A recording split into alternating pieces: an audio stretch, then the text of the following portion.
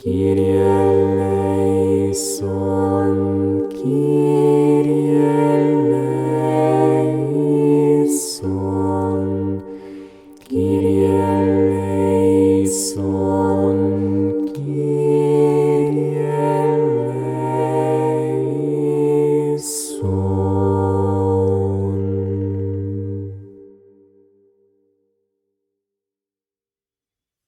5 de outubro de 2025, segunda carta de São João, Cuidado com os hereges, capítulo 1, versículos de 1 a 13. Ao presbítero, à senhora eleita e aos seus filhos, a quem amo na verdade, assim como todos os que conheceram a verdade, amo-vos pela verdade que habita em nós e que permanecerá conosco para sempre. Que a graça, a misericórdia e a paz de Deus Pai e de Jesus Cristo, o Filho de Deus, estejam convosco em verdade e amor.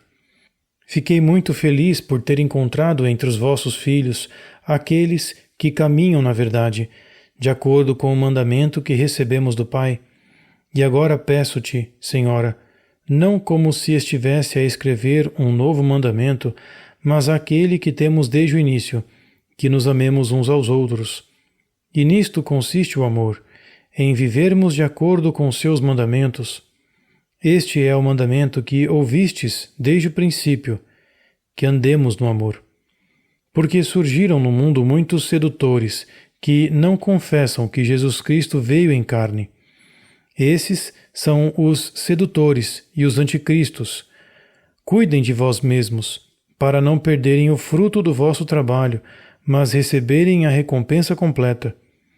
Todo aquele que se afasta da doutrina de Cristo e não nela permanece, não tem Deus.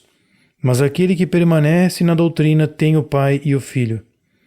Se alguém se aproximar de vós e não transmitir esta doutrina, não o recebais em casa nem o cumprimenteis, pois quem o cumprimenta torna-se cúmplice das suas más obras. Embora tenha muito mais para vos escrever, não o farei com papel e tinta, mas espero poder estar entre vós e falar-vos pessoalmente, para que a nossa alegria seja completa. Os filhos da sua irmã eleita saúdam-vos. Escutaremos uma meditação escrita pelo irmão Elias, narrada por Felipe e acompanhadas por cantos de harpa Dei. Também na segunda carta de São João, a verdade e a caridade ocupam um lugar central. Nesta epístola, o presbítero, dotado de autoridade, dirige-se a uma comunidade cristã aqui designada como Senhora Eleita. Esta precisa ser consolidada na sua fé, que ainda é recente. O presbítero alegra-se por alguns dos seus fiéis caminharem na verdade. Agora convida os irmãos a amarem-se uns aos outros e realça que amar a Deus consiste em guardar os seus mandamentos. Só assim caminhamos na verdade. Isto é válido tanto para os cristãos daquela época como para nós hoje. A verdade de Deus é imutável. Se nós, como cristãos, desfrutamos do imenso privilégio de poder recorrer à cruz do nosso Redentor com todas as nossas culpas e receber dele o perdão, também devemos dar testemunho de que os seus mandamentos continuam vinculativos e não podem ser relativizados. Se atualmente há quem pretenda afirmar que esses mandamentos não são vinculativos, trata-se de falsos mestres, tal como aqueles que ameaçavam a jovem comunidade cristã daquela época. O presbítero adverte-os claramente. Cuidem de vocês mesmos, para que não percam o fruto do seu trabalho, mas recebam a recompensa plena. E prossegue. Todo aquele que se afasta da doutrina de Cristo e não nela permanece, não tem Deus. Quem nela permanece, esse tem o Pai e o Filho. Percebe-se a preocupação do presbítero com a jovem comunidade, para que esta não perca o que os apóstolos nela semearam. Nesse sentido, ele adverte-os sobre os sedutores e o anticristo. São aqueles que não confessam Jesus Cristo vindo em carne. Ele adverte-os ainda mais enfaticamente sobre aqueles que ensinam falsas doutrinas.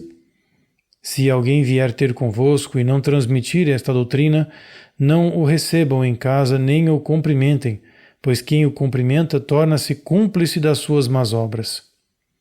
Nos dias de hoje, é difícil ouvir uma afirmação tão clara, quando na Igreja se fala repetidamente da fraternidade entre todos os homens, uma fraternidade que, por desgraça, não se baseia no amor a Cristo nem no seguimento dos seus ensinamentos. Será excessiva a precaução do presbítero, que afirma que nem sequer se deve cumprimentar aqueles que transmitem falsas doutrinas? E o que devemos pensar do fato de que, ao fazê-lo, alguém se tornaria cúmplice das más obras dos hereges? Talvez hoje em dia já não estejamos conscientes do perigo que representam as falsas doutrinas, de como obscurecem e envenenam o pensamento das pessoas e de como tentam infiltrar-se no corpo místico de Cristo, a Igreja. Infelizmente, o modernismo, que é sem dúvida uma das principais linguagens da influência anticristã, tem vindo a envenenar grandemente o pensamento de muitos católicos e, consequentemente, a enfraquecer as suas convicções morais. Se não fecharmos os olhos à realidade, poderemos constatar o dano causado a toda a Igreja e, mais ainda, à humanidade inteira. Com este pano de fundo, podemos compreender melhor as exortações da passagem de hoje. Elas simplesmente tentam dizer-nos: não se juntem aos falsos mestres, pois enganar-se-ão a si mesmos e também aos outros irmãos. De fato, não existe uma base comum para uma verdadeira comunhão. Portanto, é ainda mais importante orarmos pelos hereges e por aqueles que os seguem, para que regressem à comunhão com Deus. Devemos manter as portas abertas para que possam empreender o caminho de regresso, mas sempre de forma correta e sem ignorar a verdade. Kyrie eleison, Kyrie eleison, Kyrie eleison, Kyrie